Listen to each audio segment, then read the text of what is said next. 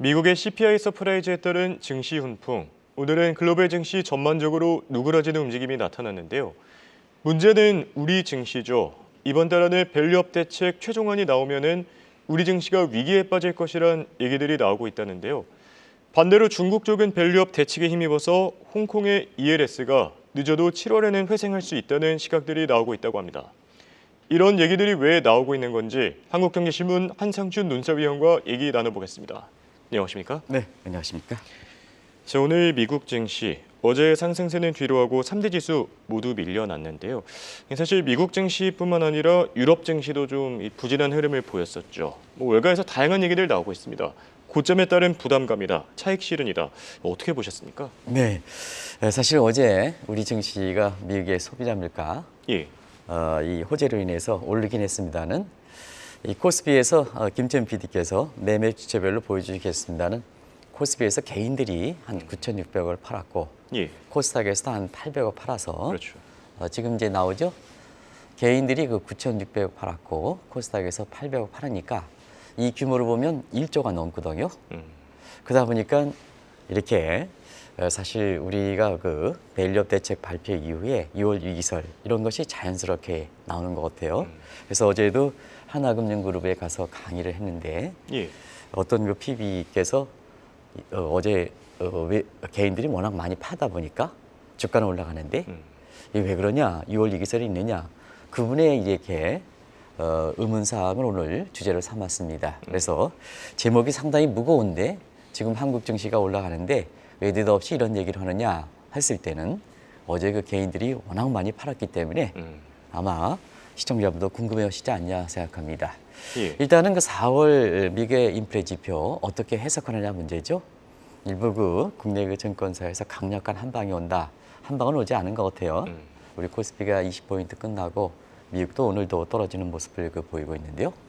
전체를 한번 보겠습니다. 4월 CPI와 근원 CPI 예상치에 부합됐죠. 예, 그렇죠. 근데 4월 PPI는 예상보다 웃돌았습니다. 또 우리 홍예커가 이제 얘기했던 기대 인플레도 높았습니다. 그리고 오늘 수입 물가도 높았습니다. 예. 전체를 놓고 보면 사실 4월의 인플레 지표가 일부 증권사의 애널리스트가 얘기하는 것처럼 강력한 한 방이 올 정도로 피봇에 대한 기대를 높일 정도로 인플레 지표가 좋게 나온 건 아니다 하는 걸 말씀드리겠습니다. 이것이 이제 하루가 지나면서 재해석되는 거죠. 예. 그래서 관건은 2월 FOMC 회의가 이제 다올 달 있지 않습니까? 여기에 마지막으로 발표되는 4월 그 PCE 통화정책의 가장 잣대가 되는 지표죠. 이것이 어떻게 나오느냐. 대체로 보면 여기도 주거비의 비중이 상당히 높기 때문에 그렇게 낮게 나오지는 않을 거로 이렇게 보고 있습니다. 결국 이 문제죠.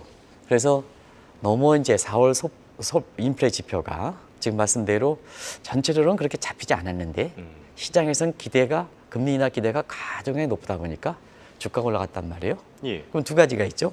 주가가 올라가면 인플레 페드 입장에서는 부담이 되는 거 아니겠습니까? 그렇죠. 그만큼 웰스펙트 부의 효과에서 씀씀이가 커지면 인플레 지표가 높아지는 거고 그다음에 두 번째는 지금 바이든 정부 입장에서는 중국에 대해서 100% 관세를 때리니까 예. 수입 물가 상승하죠. 그 미국 입장에서 물가가 상승하죠. 그래서 윌리엄스라든가 이런 데서 비둘기파 성향을 갖고 있는 분들도 오늘 과다한 금리 인하에 대한 경계가 나섰다 이렇게 보게 됐습니다. 그래서 다우존스 지수가 장중간 때 4만 선을 돌파했습니다는 그 위에 그 하락세를 빠지면서 3대 지수가 하락됐다 이렇게 보시겠습니다. 예. 그래서 시청자 여러분도 아시겠습니다는 22일 날 발표되는 엔비디아 실적 이것이 이제 단기적으로는 관건이 될 거로 이렇게 보이는데요. 어제도 이제 욕을 많이 얻어먹은 게 민주식입니다. 어제 미국에서 4월 소비자 물가 지표 발표에 미국의 주가 좋다가 예. 민주식의 같은 경우에는 주도주가 재확인되는 상태에서 주가가 많이 떨어졌다 하는 것을 말씀드렸습니다. 그래서 제목에도 민주식만 유일하게 떨어졌지 않냐 하는 거 이렇게 그 시청자를 했습니다는 오늘도 민주식이 사실 그 민주식의 상징인 GameStop 같은 경우는 30% 폭락하고 AMC 같은 경우에도 15% 폭락하는 이런 모습을 보였다 이렇게 보게 됐습니다. 예. 저희들이 그 방송할 때 이해관계 없이 미국의 누구보다도 한국에 현재 있지만 뉴욕 시장에 나가 있는 것 이상으로 많은 플레이어들을 보고 여기 이 방송을 한다 하는 것을 말씀드리겠습니다. 개인의 예. 이해관계는 전혀 관계가 없다 하는 걸 말씀드리겠습니다. 네, 맞습니다. 뭐 다시 한번 얘기하지만 투자와 투기는 잘 구별해서 네, 그렇습니다. 전략을 따야 되지 않을까 생각이 들고요. 자, 인플레 지표 때문에 좀 묻혀가긴 했지만 어제 1분기 GDP가 발표됐었죠. 상당히 충격적이었는데 이건 어떻게 보셨죠? 네, 워낙에 인플레 지표가 방송에 도배를 치다 보니까 예, 사실 엔화 투자 입장에서 우리 경제 입장에서 중요한 일본의 1분기 성장률 예비치죠. 일본은 두 번이 발표되죠. 하나는 예비치의 미국에 의하면 어드밴스, 그리고 미국은 중간에 포텐셜이 발표되는데 잠정치가 발표되는데 이거 없고 그다음에 파이널로 이렇게 된다 이렇게 됐습니다. 그래서 일본의 엔화 투자 입장에서는 일본 성장률 중요하죠. 예상대로 마이너스로 나왔습니다.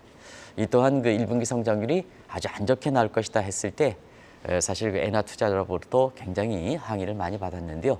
예상치보다 하했습니다. 예상은 마이너스 0.3, 전분기입니다. 마이너스 0.4인데 마이너스 0.5%로 떨어졌습니다. 그럼 이제 언론에서 이게 이제 일본의 성장률 통계 방식을 얘기하지 않다 보니까 사실 마이너스 0.5는 그 눈에 보면은 미국식 성장률 통계 방식으로 익숙했던 상태에서 이렇게 보면 그렇게 낮지 않은 거로 생각하는 사람이 많은 것 같아요. 그래서 미국식 통계 방식의 전분기 대비 연율로 때려봤습니다. 예. 그래서 마이너스 2.04 정도 나옵니다. 2%를 넘었습니다. 그게 마이너스입니다. 그래서 일단 절대 수준이 굉장히 낙폭이 컸다는 걸 말씀드리고, 두 번째는 분기별 성장률을 보겠습니다. 작년 2분기에 플러스 전분기 대비 1%였죠. 예. 근데 3분기에는 마이너스 0.9로 한번 빠지고 4분기에는 0.0%로 플랫하게 조금 올라갔고 이번에 마이너스 0.5입니다. 그럼 시청자 여러분 이 그림을 그려보면 예. 가장 분기별 성장에서 기분 나쁜 더블 딥 상태에 빠지는 거죠. 예. 딥이 두 개 있어서 그렇죠. 작년 3분기에 마이너스 0.9, 그다음에 이번에 마이너스 0.5 딥 상태였는데요. 저걸 보면 딥이 굉장히 커지는 상황이다 하는 걸 말씀드리겠습니다. 그리고 특히 관심이 되는 것은 GDP의 총수 항목별입니다. 예. 수출, 수입 뭐 해가지고 전부 뭐냐 GDP 교도에 전부 마이너스입니다. 그중에서 민간 소비가 선진국에서는 가장 관심인데요. 민간 소비가 전분기 대비해서 마이너스 0.7% 비교적 큰 폭으로 빠졌습니다. 그래서 1분기 성장률의 주요 요인으로 작용했을 뿐만 아니라 4개 분기 연속 마이너스입니다. 이건 리만 사태 이후 처음 일입니다. 그러다 보니까 일본 내부에서는 두 가지죠. 하나는 한동안 묻혀졌던 잃어버린 30년호가 다시 급부상했고, 그다음에 지금 정치적으로 곤란한 기시다, 그리고 작년부터 이렇게 일본은행을 맡고 있는 우에타가 조기에 퇴진해야 되지 않느냐 하는 시각. 그러다 보니까 일본의 아베파 입장, 엔저를 추진하고 마이너스 금리 정책을 추진했던 아베파 입장에서는 자, 우에타 당신이 뭔데 금리를 올리고 사실 그 출구 전략을 하느냐. 예. 이렇게 마이너스 금리라든가 엔저 정책, 아베가 유지했던 아베노믹스를 유지하면 일본 입장에서는 사실 경제가 회복되지 않느냐 하는 측면에서 일본 내부에서도 굉장히 1분기 성장률이 낮게 나옴에 따라서 굉장히 갈등을 빚고 있다. 결과적으로 보면 사실 엔화가 쉽게 엔단가로 돼서 일본 엔화 투자하는 사람들한테 굉장히 큰 수익을, 국내 증권사들이 얘기하는 것처럼 큰 수익을 가져다 주기는 힘든 펀더멘탈이다. 이런 말씀을 드리겠습니다. 네. 일본 쪽 상황 살펴봤는데요. 일본도 일본이지만 우리 증시에 대한 걱정도 끊이질 않고 있습니다. 앞서 얘기해 주신 것처럼 뭐 6월 위기설도 나돌고 있고요. 자, 왜 그럴까? 자, 이번 달 안에 이 기업 밸류업 대책 최종안이 나올 텐데 지금 2주도 남지 않았습니다. 어떤 내용이 담길지가 최대 관심사 아니겠습니까? 네, 이제는 이제 이벤트가 좀 마무리되는 것 같아요. 예. 미국의 이제 4월 인플레 지표도 마무리되고 엔비디아 이벤트가 있지만 우리 투자자 입장에서는 투자하신 분이라든가 이런 측면에서는 서로 명함이 엇갈리고 보기 때문에 그럼 이제 국내 증시에서 마지막 이벤트가 결국은 이달 안에 공시했던 밸류업 대책 최종안 아니겠습니까? 그렇죠. 그런 측면에서 어제 사실 국내 그 코스피 지수가 20포인트 이상 올라가고 일부에서는 뭐 2,800, 3,000은 바짝 다가서지 않느냐 하는 낙관론 속에 우리 개인 투자자들은 코스피에서 아까 그 김채연 PD께서 보여주셨습니다는 사실 코스피에서 9,600억, 코스닥에서 800억, 그래서 저 합계로 보면 1조 이상 파는 그 대목에 있어서는 이달 안에 나오는 멜리업 대책에 대해서 이렇게 기대할 것이 없다 하는 차원에서 사실상 일부에서는 떠나가는 모습이 더 이렇게 되지 않느냐 이렇게 되는데요.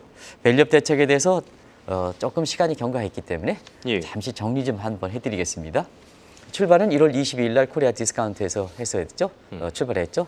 이것이 2월 26일 에는 밸류업 대책 1차 가이드라인 발표했고 이달 초에는 2차 대책 가이드라인이 발표했습니다. 예. 이달 안에 최종적으로 사실 이렇게 최종안이 발표된다 이렇게 얘기했는데요. 지금까지 평가를 보면 밸류업 대책을 강구했던 정책 당국은 2%가 부족하다.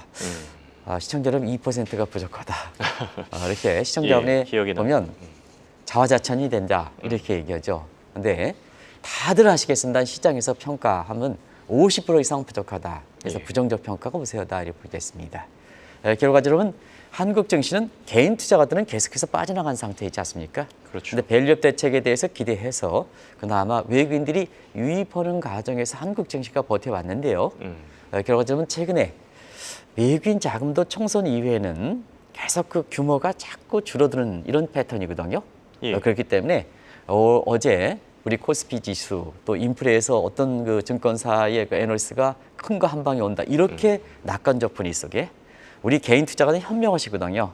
증권사 애널리스트가 그렇게 얘기하더라도 현명하시거든요. 그런 각도에서 이렇게 볼 때에는 1조 이상 매도를 쳐버리니까 이런 유효 이익설이 실현 발생 여부와 관계없이 예. 은연중에 나돌고 있다.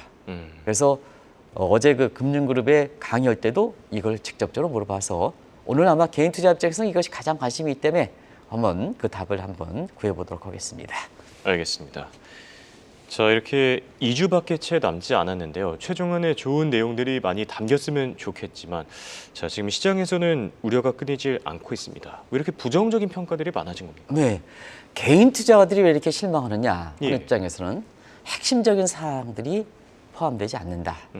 그리고 시장에서 요구는 지난 3개월 동안 계속해서 요구했는데 정책 당국자는 고집불통 시장의 요구사항을 받아들이지 않는다. 그러다 보니까 개인 투자가들은 떠나갈 수밖에 없다는 걸 말씀드리겠는데요.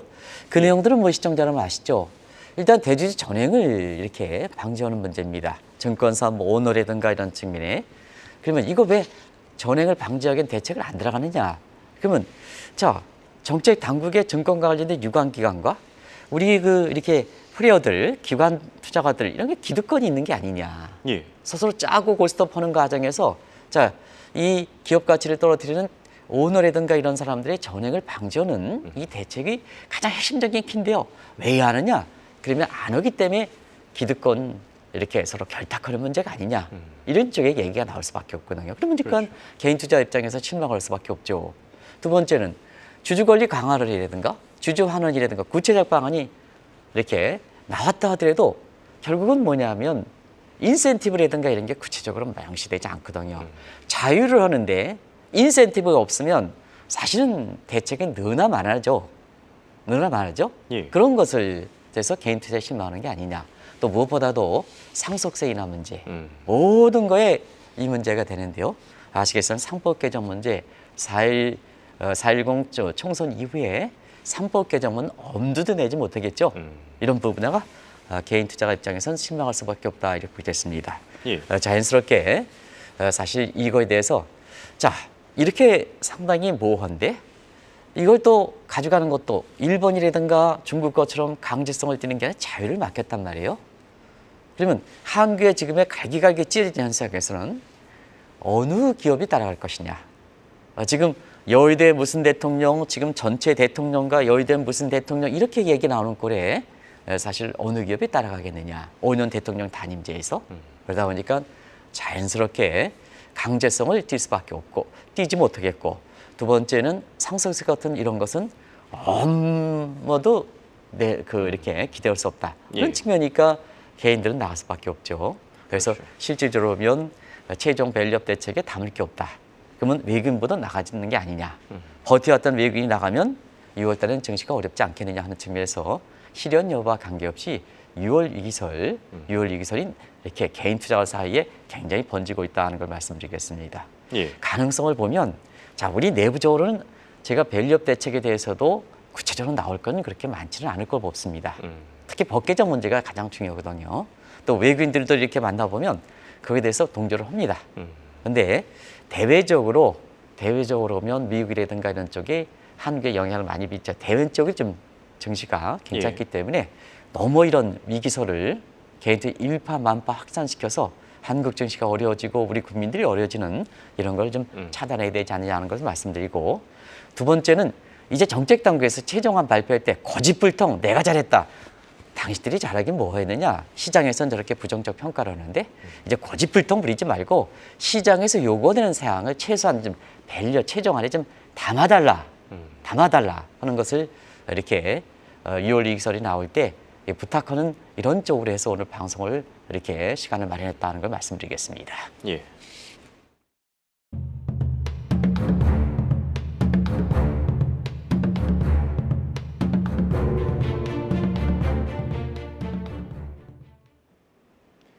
기대가 크면 실망도 큰 법이죠. 지금 저 PBR 종목을 중심으로 밸류 트랩에 걸리고 있다. 이런 평가들이 나오고 있는데 실제로도 그렇죠? 네, 개인 투자자들이 왜 나가겠습니까? 저 PBR에서 기대를 했다가 실망하니까 결국 밸류 트랩에 걸리는 거 아니겠습니까? 이전에도 한번 밸류 트랩에 대해서 말씀드렸는데 좀 다소 어려운 개념이었습니다. 예. 그래서 오늘 다시 밸류 트랩의 저 PBR 관련해서 좀 말씀드리면 PBR이 1보다 낮다. 다 저 PBR이 해당이 되겠죠? 밸류업 대책의 가장 또 코리안 디스카운트 전략의 핵심이 되겠죠? 근데 국내 증권사의 H증권사는 모든 저 PBR이 올라간다. 그렇지 않습니다. 밸류 트랩에 걸릴 수 있는 가능성이 세 가지요. 그게 이제 D여표입니다. ROE가 자기 자본보다 낮거나, 그다음에 PER이 업계 평균보다 높거나, 다 PBR이 1보다 낮다는 동시 조건 하에, 그다음에 ROA가 평균 자본보다 낮을 때는 밸류 트랩에 걸리게 되거든요. 결과적으로 보면 개인들이 시간이 가면 갈수록 밸류 트랩이 걸리다 보니까 국내 애국심 여부와 관계없이 결국 애국심이 좋다 하더라도 사실 주식 투자하면 돈 버는 거 아니겠습니까? 그렇죠. 정책 단계에서 기대를 충족시키지 못해 그러면 팔고 나갈 수밖에 없지 않습니까? 팔고 나갈 수밖에 없지 않습니까? 그래서 개인들이 나가게 되는 거다 이렇게 볼 때 있습니다.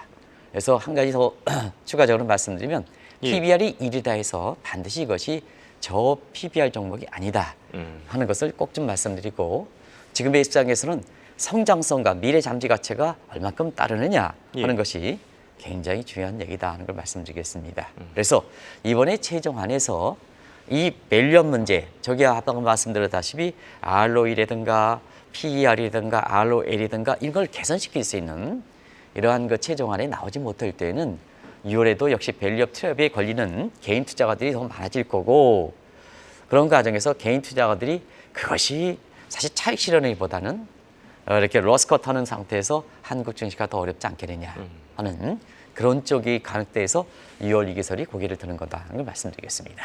네. 그리고 여기에 또 중국과 한국을 많이 비교하는 시각들이 늘어나고 있는데요. 우리보다 한 3개월 정도 뒤에 이 밸류업 대책을 발표했었죠. 그런데 정작 효과는 훨씬 더 많이 보고 있다고 하는데요. 네, 우리가 중국의 양해대 이후에 예. 시진핑의 1인 독재 체제는 운영 체계는 문제다. 이게 개선되지 않으면 중국 경제는 살아날 수가 없다 하는 말씀드렸습니다. 다만 인민들의 경제 고통을 해소하기 위해서 증시라든가 이런 측면에서는 부양책에 나설 것이다 하는 이런 말씀을 드렸는데요. 시진핑이 주도되지 않는, 국론이 주도되지 않는 증시 부양책, 이게 리창이 주도했죠. 캠플 주사성이 있습니다. 그래서 증시도 살아나지 않았습니다. 이때의 4월 달 들어서 시진핑이 전방위 대책을 강구하라, 가능한 모든 수단을 동원하라 하는 각도에서 지금 국론이 주도해서 지금 중국판 밸류업 대책이 나오기 시작한 게 지난 4월 12일이다 이렇게 보시면 되겠습니다. 그래서 이 국 구조, 신국 구조 이렇게 해서 나오는데요. 그 히스토리를 김천 PD가 같이 한번 보여주겠습니다. 이런 시스템을 갖고 있습니다. 내용도 이렇게 2008년에 나왔던 국조는 자본시장 외형 규모를 확대하는 데 초점을 맞춰 있고, 2013년에 그냥 국조는 개인 투자 보호와 금융 교육, 특히 증권 교육을 강화하는 데 목적이 있고, 이번에 왜 중국판 밸류업 대책이나 하면 4월 10월에 나왔던 것은 코리아 디스카운트 해소의 코리아 디스카운트의 동일한 차이나 디스카운트 해소에 초점을 맞췄기 때문에 중국판 밸류업 대책이다. 이게 지난 4월 15일에 나왔다 이렇게 보게 됐습니다. 예. 자, 그런데 여기서 궁금한 점이요. 우리보다 늦게 발표했는데 어째서 효과는 더 큰 겁니까? 네. 사실은 중국 증시는 상당히 어려워서 예. 시진핑이 나설 정도로 모든 사를 강도해서 증시 올려라 이렇게 했지 않습니까? 예. 근데 그 이전에는 뭐 차이나 엑소더스 현상이 나타나서 그랬죠. 근데 4월 12일 발표 이후에 결국 모든 정책의 타이밍이 중요하거든요. 사실 시진핑 그 신국조정 4월 10일인데요. 예. 그때 일본 증시에서 차익 실현해서 글로벌 자금이 바뀔 때 그때 정책 타이밍을 잘했던 거거든요. 아, 그런 걸 그러죠. 모든 정책이라는 건 정책은 나올 수가 있지 않습니까? 예. 홍앵커나 한상춘 논설위원 입장에서 저기 부총리보다 여러 가지 능력이 떨어지지만 이렇게 글로벌 그렇게 마켓에서도 더 시장에 민감하기 때문에 그 대책을 나오더라도 타이밍은 더 잘 잡을 수가 있단 말이에요. 이게 이제 중국의 중국판 밸류업 대책이 아닌가 이렇게 보고 있습니다. 예. 그러면 이제 밸류업 대책이 나오곤 이후에 한국의 밸류업 대책이 얼만큼 부진한가 하는 것을 주가 상승률을 보고 허가하겠습니다.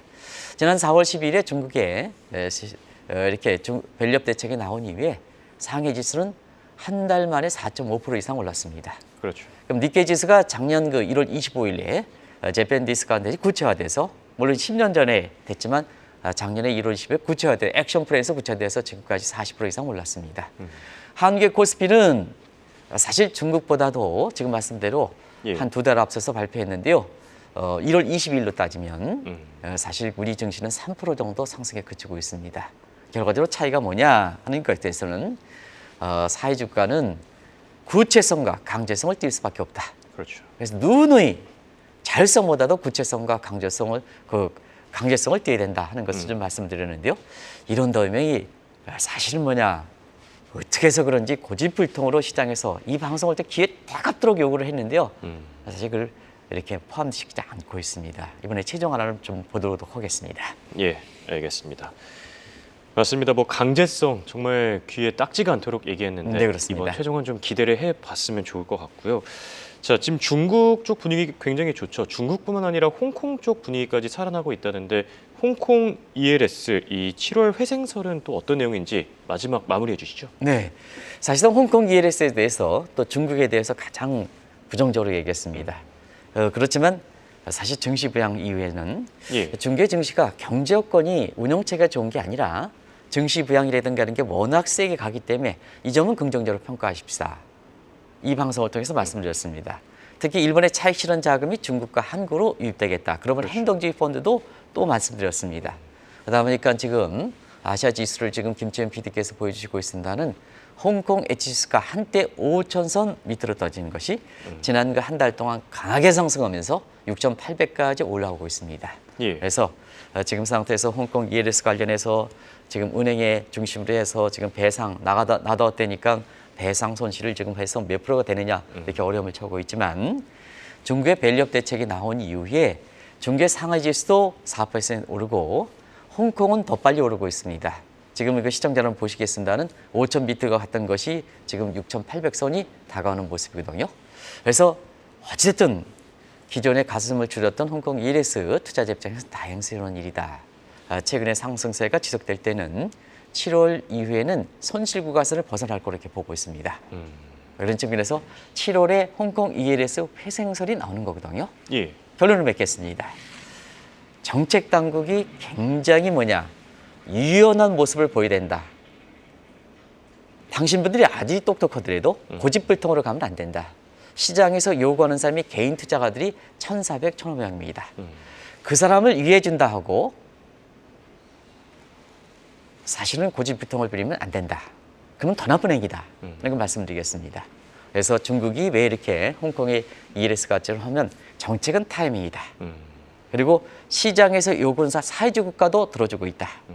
그리고 모든 대책은 강제성을 띄어야 된다. 특히 한국처럼 이것저것 갈려져 있을 때는 강제성을 띄어야 된다 하는 이런 시사점을 오늘 주는 것이 아닌가 하는 생각이 듭니다. 알겠습니다. 지금까지 도움 말씀을 한국경제신문의 한상준 논설위원이었습니다. 네, 고맙습니다. 네, 고맙습니다.